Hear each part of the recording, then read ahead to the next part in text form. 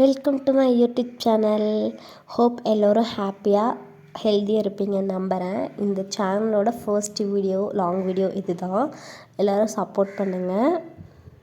இந்த வீடியோவில் நம்ம என்னென்ன பார்க்க போகிறோம் அப்படின்னா, சந்தைக்கு போய் காய் வாங்கிட்டு வந்தது, தென் சந்தையில் தக்காளி விலை ரொம்ப மலிவாக விற்றனால அதை யூஸ் பண்ணி எப்படி தக்காளி ஊறுகாய் பண்ணலாம் அப்படின்னு தான் கவர் பண்ணியிருக்கேன்.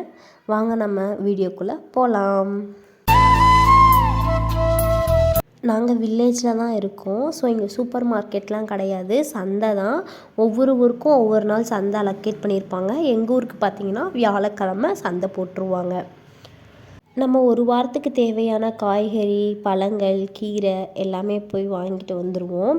அங்கே சந்தைனாலே முக்கியமாக போடுறது சமோசா தான். எத்தனை தான் நமக்கு போய் கடையில் பேக்கரியிலலாம் வாங்கி சாப்பிட்டாலும் இந்த சமோசாவுக்கு ஈடே ஆகாது. தக்காளி சீசன் ஸ்டார்ட் ஆனனாலையோ என்னமோ தெரியல, தக்காளி 6 கிலோ 100 ரூபான்னு விற்றுட்டு இருந்தாங்களா. சரி, நல்லா தான் போச்சு, வாங்கிட்டு தக்காளி ஊறுகாய் போட்டுடலாம் அப்படின்னு தக்காளிலாம் வாங்கிட்டு வந்துட்டோம்.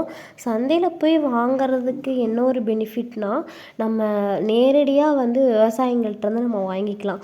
மோஸ்ட்டாக இங்கே கொண்டு வரவங்க எல்லாருமே தோட்டத்துக்காரவங்க தான் கொண்டு வருவாங்க. அவங்க தோட்டத்தில் போட்டு அறுவடை பண்ணி தான் எடுத்துகிட்டு வருவாங்க. சப்போட்டாலாம் விற்பாங்க, கொய்யாப்பழம் அவங்க மரத்துலேருந்து பொறிச்சிட்டு வந்த கொய்யாப்பழம் எல்லாமே விற்பாங்க. ஸோ நம்ம டைரெக்டாக விவசாயிங்கள்ட்டேருந்து நம்ம கன்சியூம் பண்ணுற மாதிரி இருக்குது. நமக்கு கொஞ்சம் விலையும் கம்மியாக இருக்க மாதிரி இருக்கும். வாங்கிட்டு வந்ததெல்லாம் எடுத்து வச்சிடலாம் அப்படின்ட்டு ஃப்ரிட்ஜ் எடுத்து அந்த ட்ரேவெல்லாம் க்ளீன் பண்ணி வாங்கிட்டு வந்ததெல்லாம் ஒவ்வொன்றா எடுத்து வச்சுட்டு தக்காளி ஊறுகாய் பண்ண ஸ்டார்ட் பண்ணிட்டேன். பாதி தக்காளி எடுத்து நல்லா கழுவிட்டு கட் பண்ணி வச்சுட்டேன்.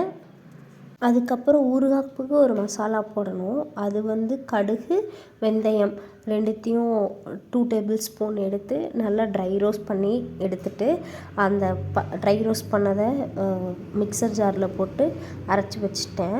தென் ஒரு கடாய் வச்சு அரிஞ்ச தக்காளி எல்லாத்தையும் போட்டுட்டு தண்ணி இல்லாமல் வணக்கணும். அப்படின்னா தான் ஊறுகாய் கெடாமல் இருக்கும். நம்ம வீட்டில் பண்ணுறனால வினிகர் சேர்த்த மாட்டோம்.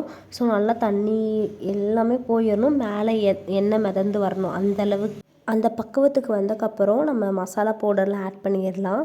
2 ஸ்பூன் மிளகாய்த்தூள், தேவையான அளவு உப்பு போட்டு ஒருக்கா கலந்து விட்டுட்டு, நம்ம அரைச்சி வச்சுருக்கோம் இல்லையா கடுகு வெந்தயம் பொடி, அதை 2 ஸ்பூன் போட்டுட்டு நல்லா ஒரு தடவை கலந்து விட்டக்கப்புறம் மறுபடியும் எண்ணெய் மிதந்து வந்தக்கப்புறம் நம்ம ஊறுகாய் ரெடி ஆயிடுச்சு.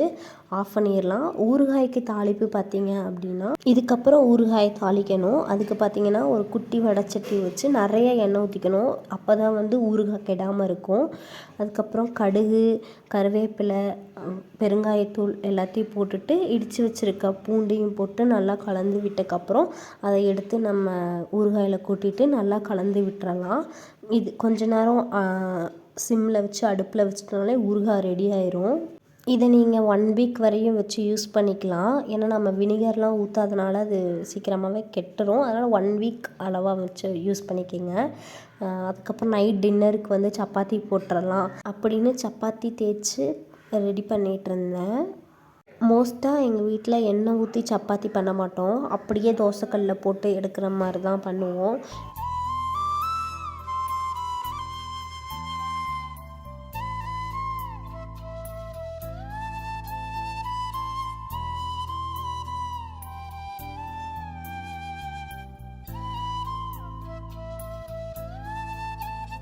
அவ்வளோதான், டின்னர்லாம் முடிஞ்சிச்சு. இப்போ போட்ட சப்பாத்தி, மதியம் செஞ்சு வச்சுருந்த தக்காளி ஊறுகாய், அப்புறம் கொத்தமல்லி சட்னி எல்லாம் வச்சு டின்னர் முடிச்சிட்டோம். அவ்வளோதான், vlog முடிஞ்சிச்சு. பாய், see you in the next vlog.